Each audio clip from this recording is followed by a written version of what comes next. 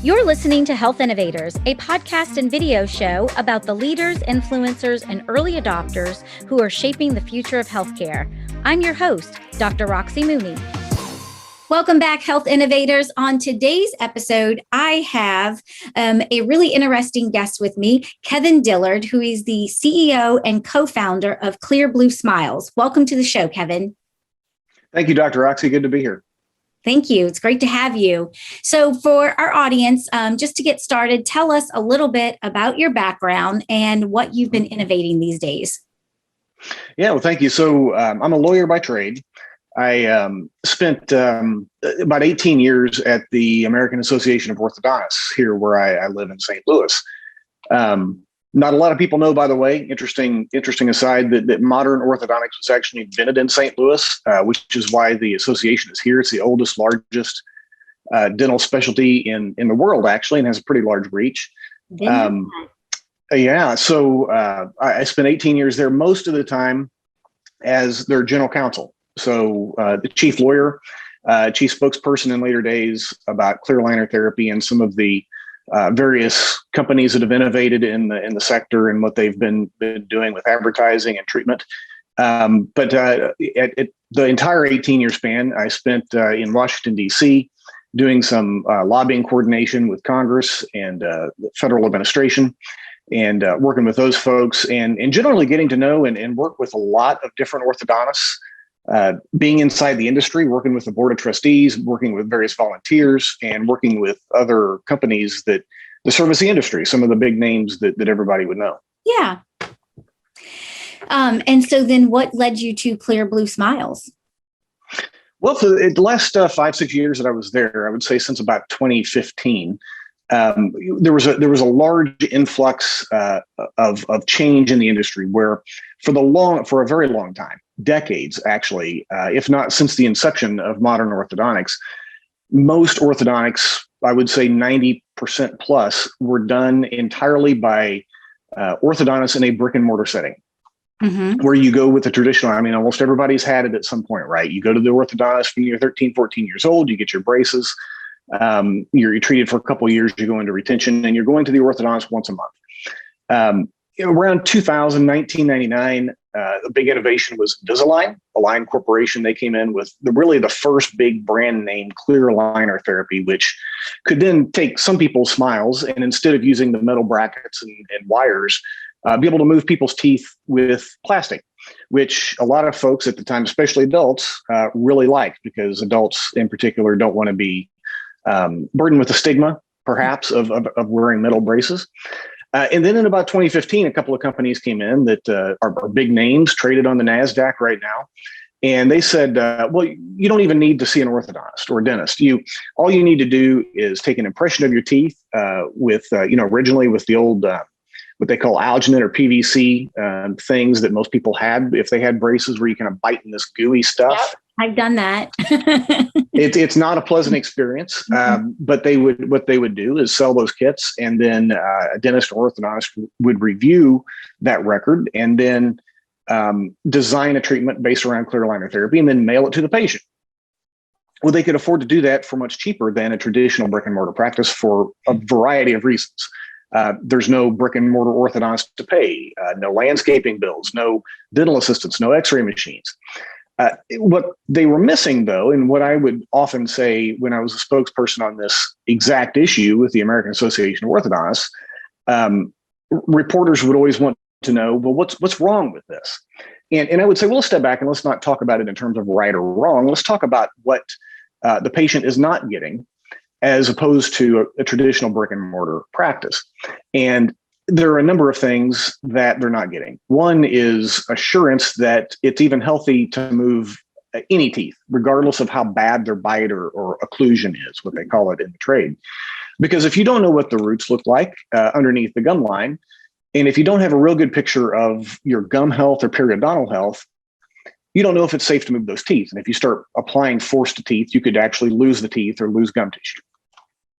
And in fact, there were some media reports of that happening.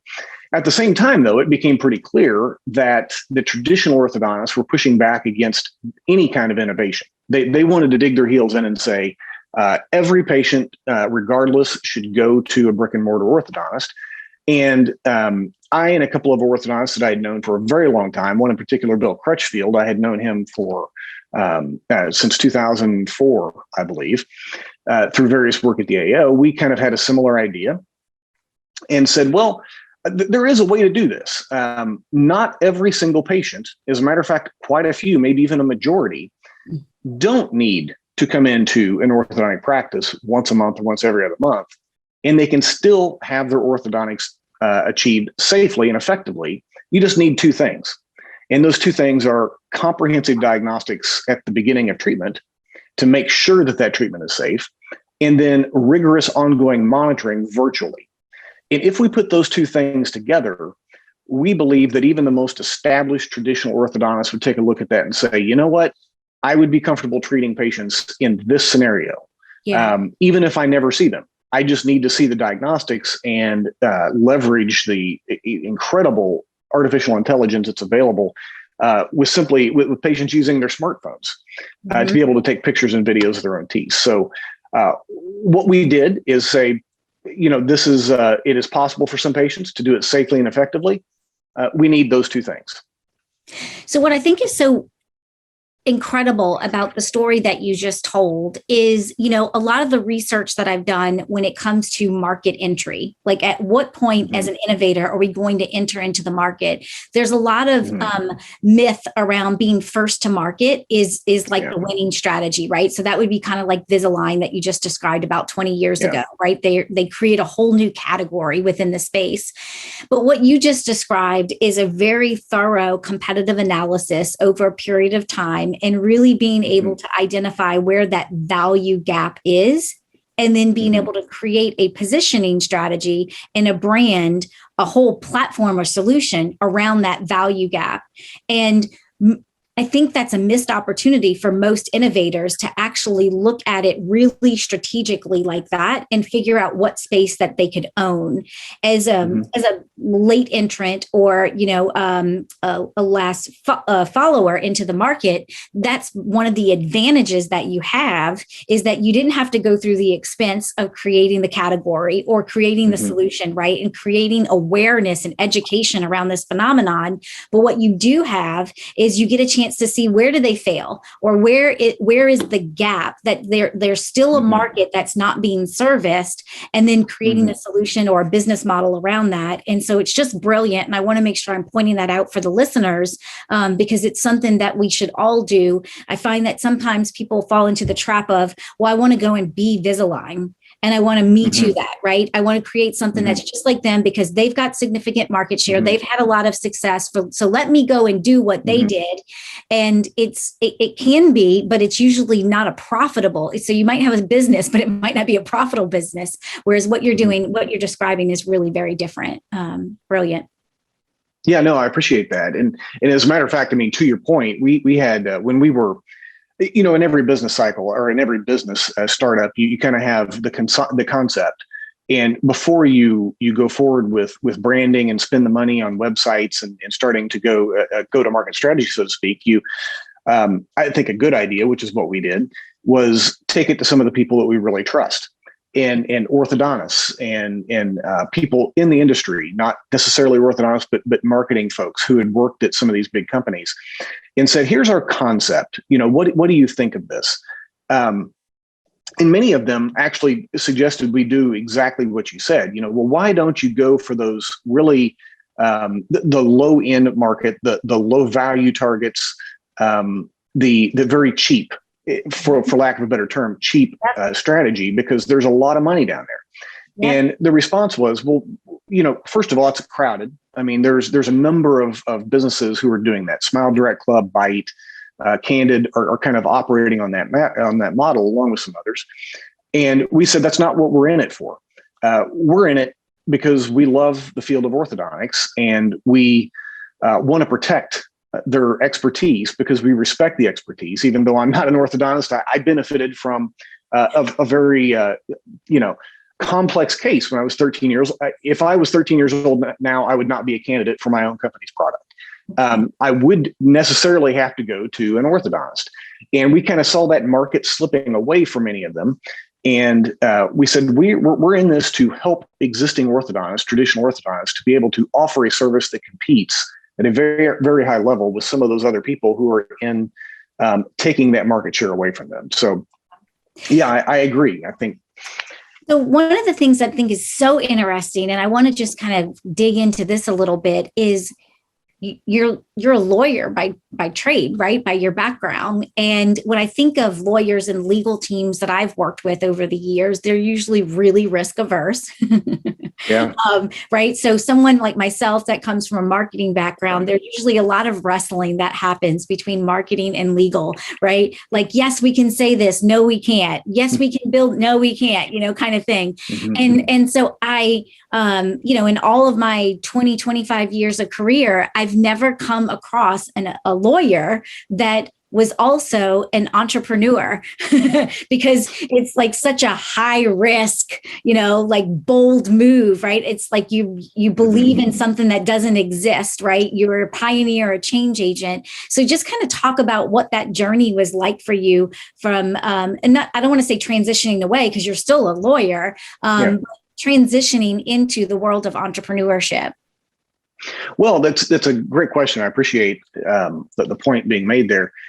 I spent my entire time as a lawyer. I'm kind of unique in this regard in the legal field. I spent the entire time as a lawyer, as an in-house corporate counsel, which is a very different animal than law firms. And we worked with many law firms that I hired just to do outside legal work, from contract work to probably the most important thing in any trade association, which is antitrust.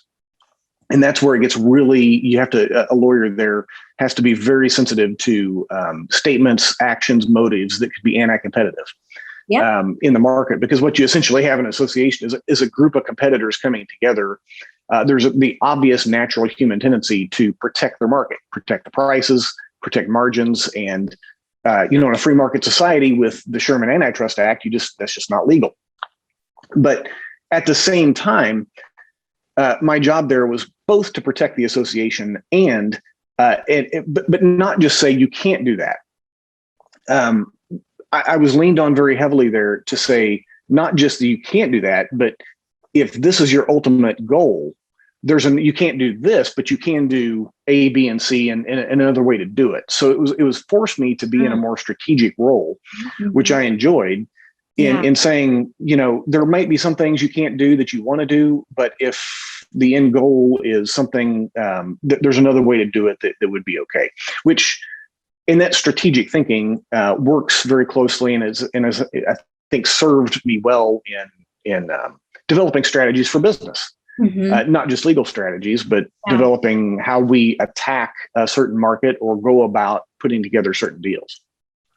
So did you leave the AAO and decide to start Clear Blue Smiles? Was it that decision that you were making of like, I'm leaving in-house counsel, I'm leaving this kind of corporate job, if you will, to be an entrepreneur, or was it some other transition?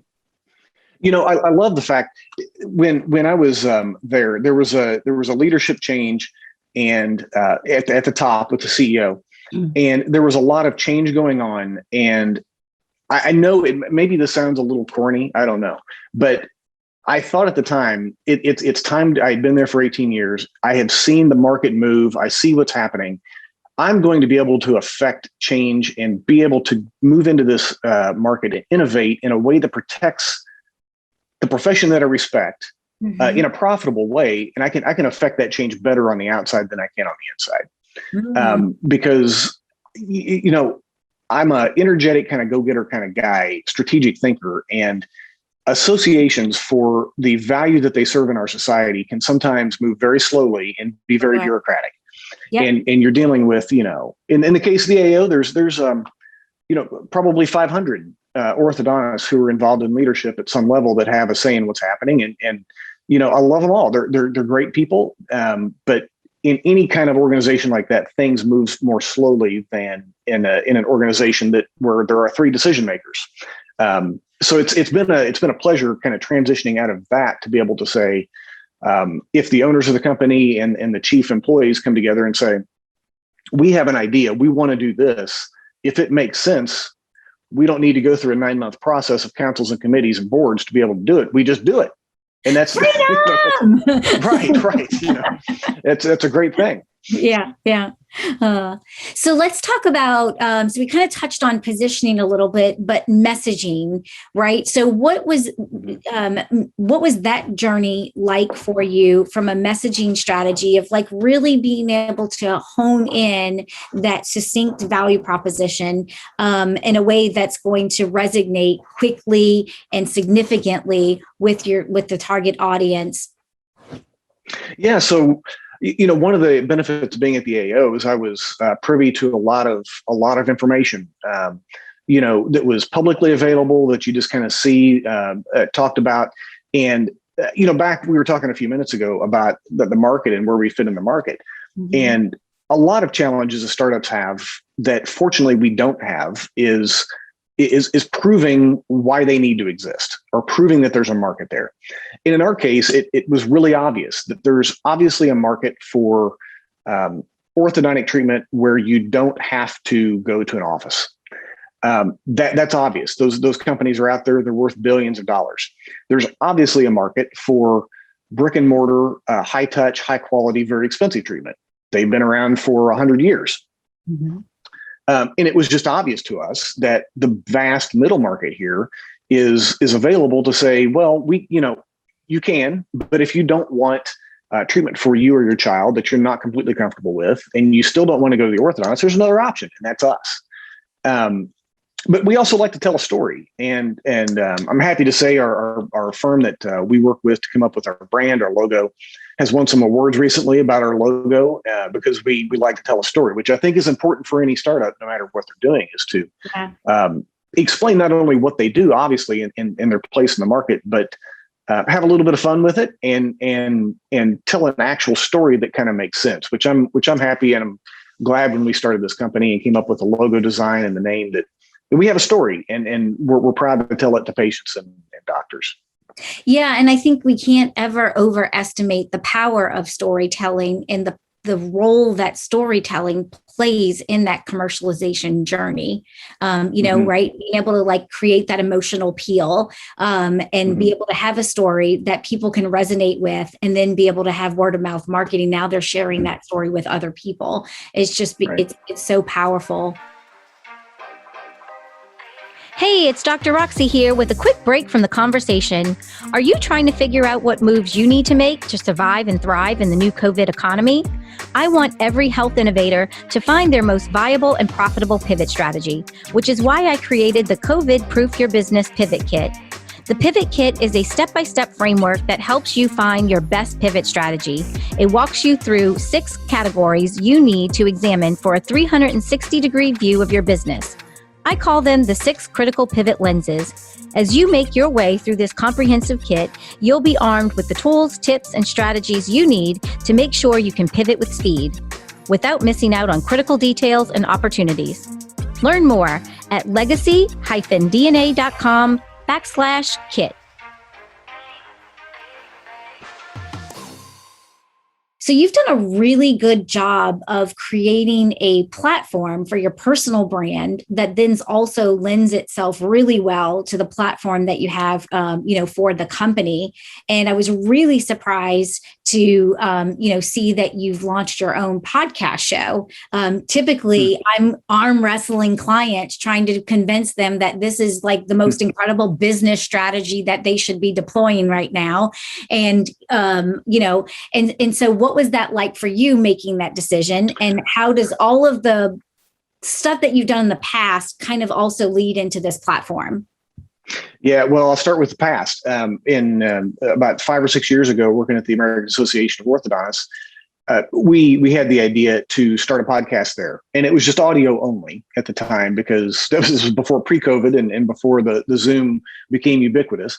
Yep. And it was a way at the association to kind of cut through some of that red tape. I mentioned earlier, it sometimes takes 9 months. And there were several print vehicles there that we would use to communicate to membership. But we had the idea, we could do this very cost effectively and very quickly.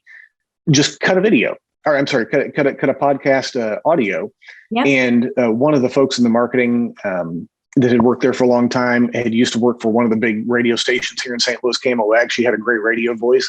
And we would just sit down and chat, and we'd talk about some of the news happening in the industry, a Supreme Court case that dealt with dental board regulations, or we would talk about a new legal contract guide that we had put out on the website. And it took maybe an hour to produce. Yep. And to do, and a couple $100 in equipment to make it sound really good. And what do you know? Within a couple of weeks, we had thousands of hits on these things, and people were writing in and saying, cover this topic or cover that topic. And the funny thing of it is, Dr. Roxy, it all kind of started with self-interest. Because as a lawyer at the AO, I love your honesty. We would get calls while it wasn't our job to be the personal lawyer for members of the AO. My assistant and I would field probably between the two of us 10 to 15 calls a day from orthodontists saying, what do I do if a patient stops paying me? Or what do I do if this or that? And I had the idea, I was like, we need to just cut the standard answer that we say 10 times a day and mass disseminate it, which is what we did. And that kind of worked. So it kind of saved some phone calls for my assistant and myself. But, having gone through that experience, then moving forward into Clear Blue Smiles, we thought, because a part of our corporate responsibility in the industry is preserving the integrity and the expertise of orthodontics, we want to kind of tell their story. And we want to take some of the top orthodontists, whether they're involved with Clear Blue Smiles or not. Because between me and the other founders, we know a lot of folks who have a very interesting story in orthodontics, and we want to just talk to them, talk about their stories, talk about where they went to school, what led them into the practice. Some of them, it's a family business. Their fathers, grandfathers were in it. Others, it wasn't. And just talk about kind of what led them into it, some of the things that they have experienced as an orthodontist that gives them faith in the industry and faith in what they do, because almost without exception, of the thousands of orthodontists I've met, they all have one thing in common. They all have a deep heart to help people, and they get great satisfaction in taking a child who, for instance, has terrible malocclusion, cleft palate even, and donating their time or really working with the parents to give that child a smile that they go from, walking around school, never wanting to smile or doing this, to being having the self-confidence of a great smile. And so we want to talk to them about that and just talk about the industry and hopefully encourage more patients and more dental students to seek that out as a profession, so that it just keeps getting better and better.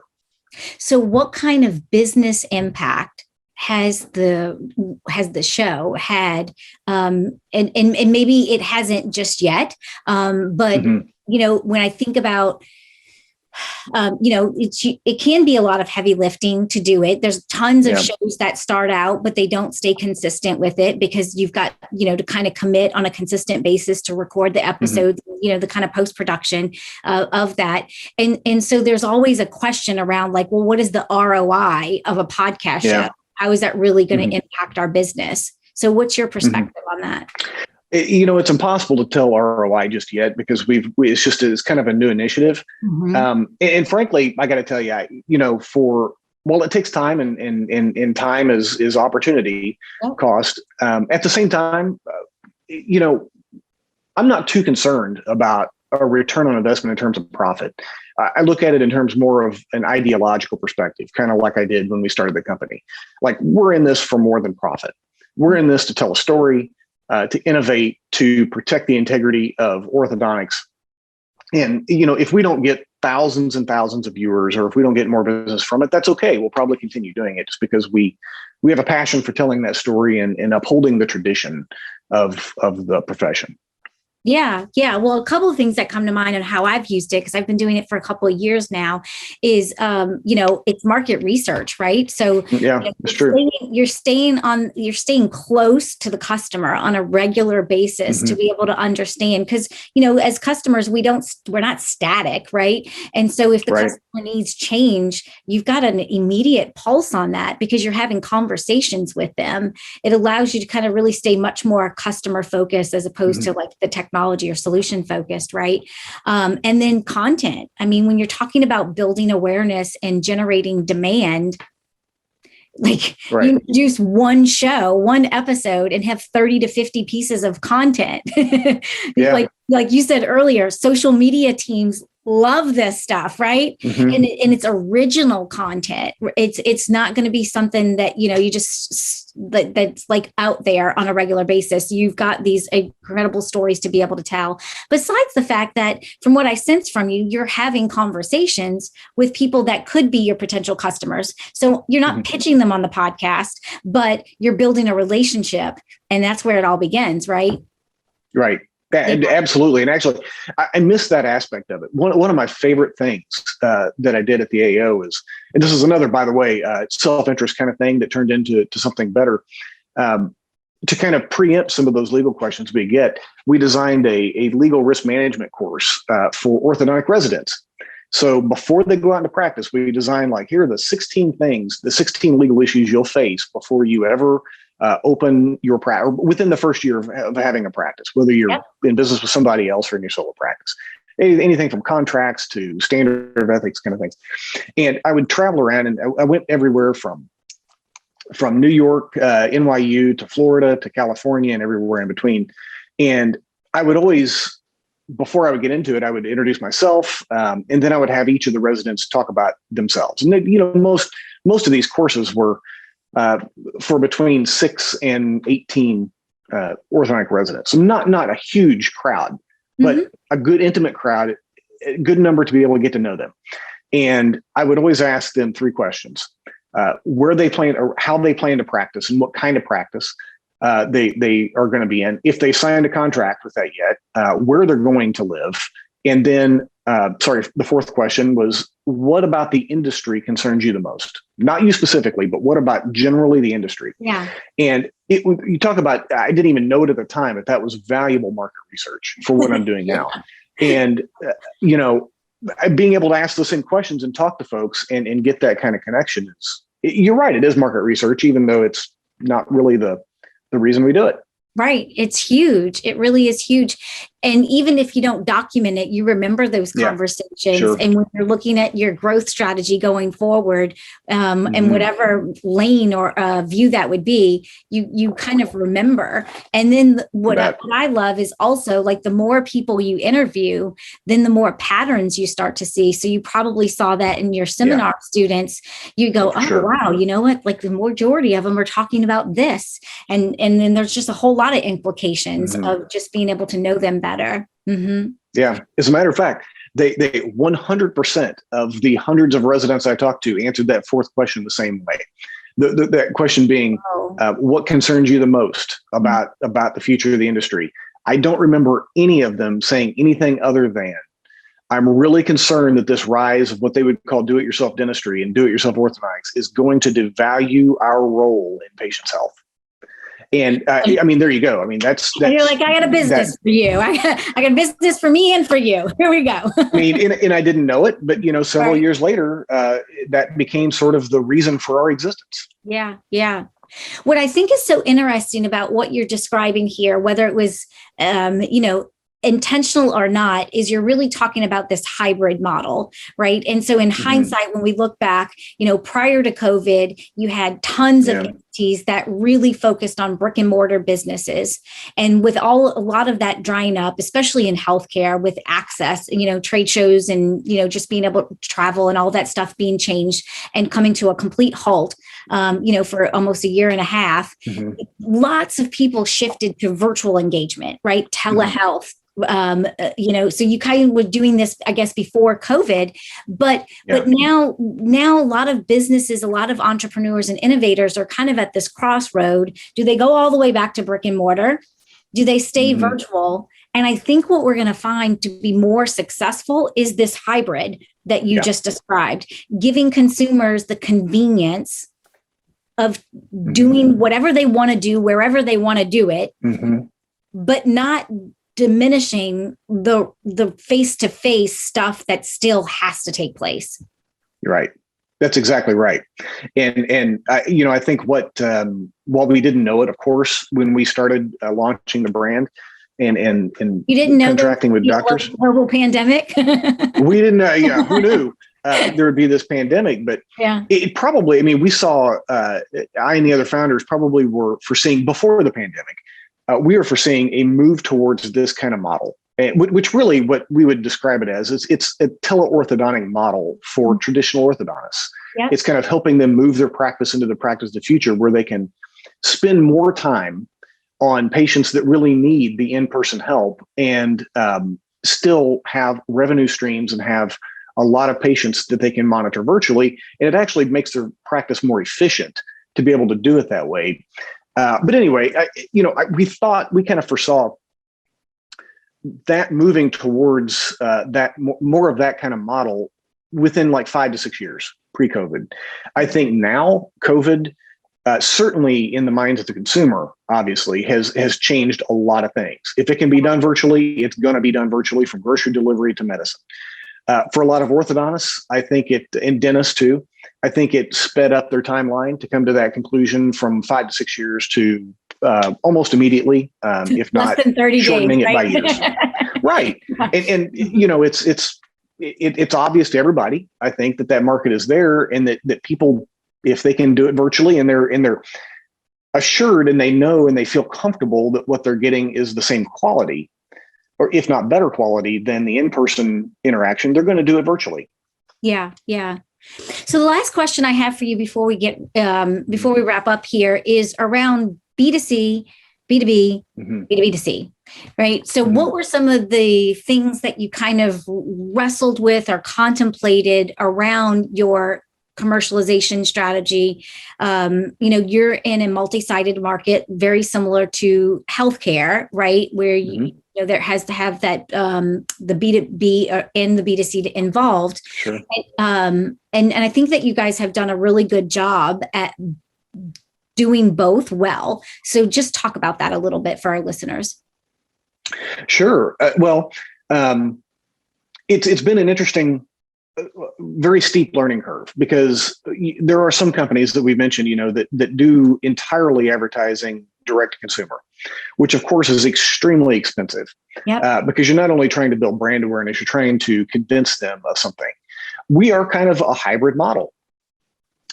We are advertising and working with doctors and dentists, many of whom, by the way, it takes some time to explain, because it's a new model and they don't quite understand it. And once they understand what we're doing, they think, well, wait a minute, this doesn't cost any money.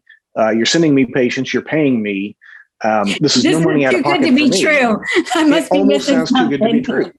And that, honestly, I got to tell you, that's probably our biggest roadblock is in talking to dentists and saying, no, this isn't too good to be true. It's a new way of doing business. It's a little bit more risk for us, of course, because we're taking some of the financial risk. Yeah. But that's the bargain. You have to do at some point. But what we're finding is the direct consumer, speaking directly about marketing, direct consumer, actually, we don't have to do a lot of it to figure out what really works well.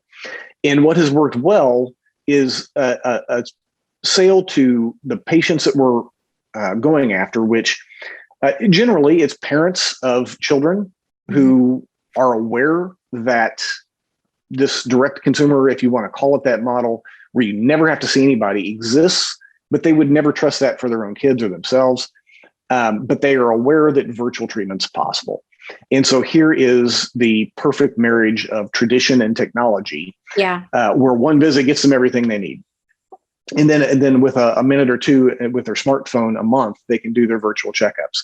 So what we're finding is we can take that marketing and take it to prospective dentists that we're working with and say, look, this is what we're telling people.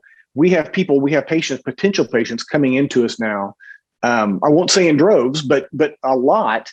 And, here's an existing patient base for you that we can link you up with and give them a service that you are well positioned to provide. Sure. Yeah. And who's going to turn that down? Who's going to turn that down? Right. Exactly. Yeah. Yeah. Well, Derek, thank you so much. It's been such a great opportunity to speak with you today. And thank you for sharing so many insights with us. How do folks get a hold of you if anybody wants to reach out to you after? They can always check out our website, www.clearbluesmiles.com.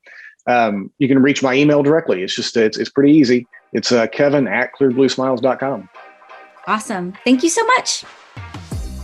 Thank you so much for listening. I know you're busy working to bring your life-changing innovation to market, and I value your time and attention. To get the latest episodes on your mobile device automatically, subscribe to the show on your favorite podcast app like Apple Podcasts, Spotify, and Stitcher. Thank you for listening, and I appreciate everyone who shared the show with friends and colleagues. See you on the next episode of Health Innovators.